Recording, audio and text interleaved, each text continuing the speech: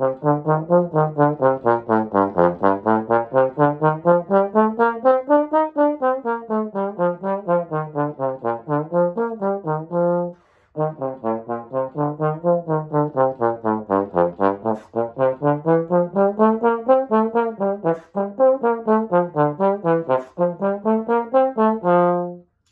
YouTube, welcome back to another video.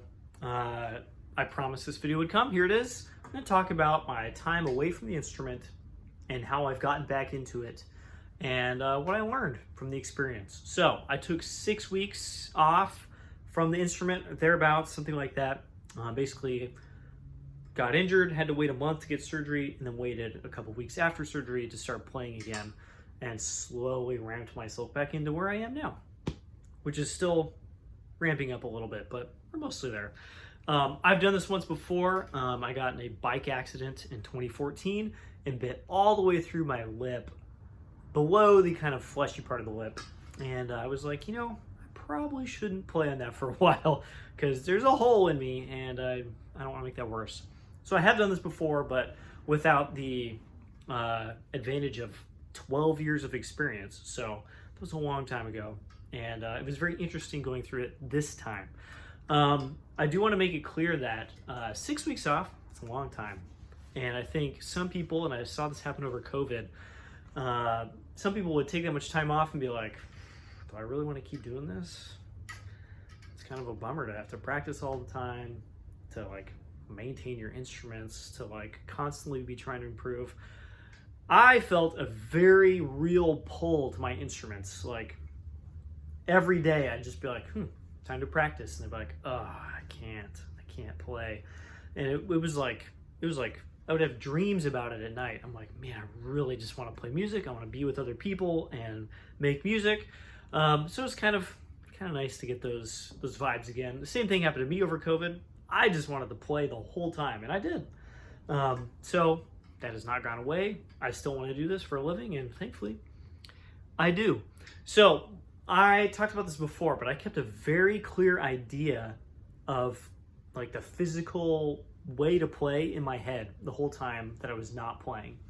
I can't really speak to 2014, the previous time this happened.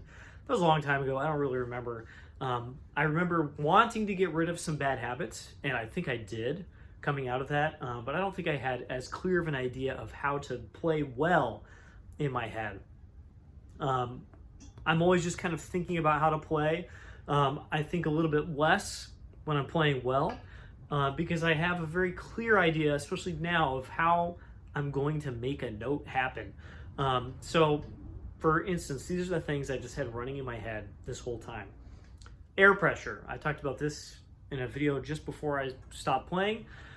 The air pressure inside the body needs to be very close to the pressure inside the instrument, which of course is the pressure in the space that you're in. If you find yourself really overpressurizing the inside of your body before you play or as you play, that's a bad sign. Might make more content about that later, but air pressure is a huge one, and that's been instrumental for me in getting better at the instrument. Playing with a neutral embouchure, I only got a word for this recently, but I've been thinking about this. When we set, breathe, play, set, to not be doing a ton of stuff to put the face in the right spot. And this is a thing that's easier said with experience than without.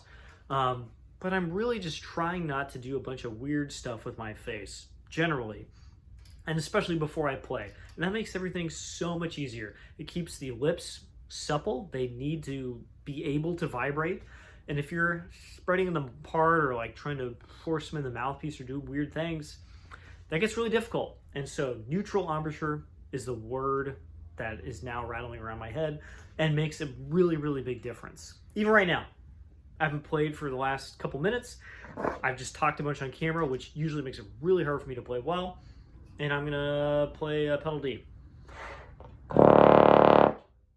It's not the world's best pedal D, but it was better because I had a neutral embouchure. I'm not trying to be like, all right, time for pedal D. That made it a lot easier. So neutral embouchure. Third thing is release articulation. Articulation is not the tongue going forward and going smack into the teeth or the roof of the mouth. It is the tongue releasing from that spot. Of course, the tongue does have to move forward every time you go, but the idea is to release the air to make the note start rather than the tongue smacking into the front of the mouth to make the note start itself. This kind of bleeds into air pressure. If you're using the tongue to make that happen, you're forcing the air pressure to be higher in the instrument at the end of your chops, and it causes a bunch of problems, and that release articulation is huge. I watched a video of a masterclass with Brian Hecht, I think while I was not able to play, and he, maybe it was before this, I honestly can't remember, it must have been before, and one of the things he did was, the student was maybe not super clear in their articulation, and he was like, hey, try this. Say the word table, table, table. Notice where your tongue hits on table, table. For me, it's kind of a little bit back from the teeth, kind of where the roof of the mouth starts to kind of arch. Table. And what he does is he puts the horn on the face, finds the notes that he wants to play. I'll just say E flat. Table, table, table. And you try and match the way you're saying table to the way that you're playing that articulation. Language, articulation, pretty much the same thing. Obviously, there's small differences. You're not vocalizing when you play, but they should be relatively easy to find if you use that language. Table. I also had one for legato, which is paddle, the 2 Ds in paddle. Paddle, paddle, paddle. It's a little lighter than table, just feels a little bit different. And so I had those along with the release image in my head about articulation. Those are the general 3. There's more smaller things that sometimes I think about, but having those things really clear in my head made a big difference. So those things percolating very near the top of my brain, bad habits slowly filtering away and just kind of being let go since I'm not thinking about them. And when I came back to the instrument, I had to take it very slowly. I couldn't use very much air at the beginning. I felt pretty darn good. Like I was able to play nearly my full range, nearly. I was able to do make pretty good sounds very quickly, and there was not a period of confusion where I was just like, how do I do this? It was really nice coming back that way, because that's definitely been the case many times in the past. Even when I've just traveled for like a day, flying from here to Europe or something, I would get to Europe and be like, I literally don't know how to play anymore. That's happened to me many times. So it was very nice to come back after 6 weeks and just be like, yep, good to go. Not any huge problems.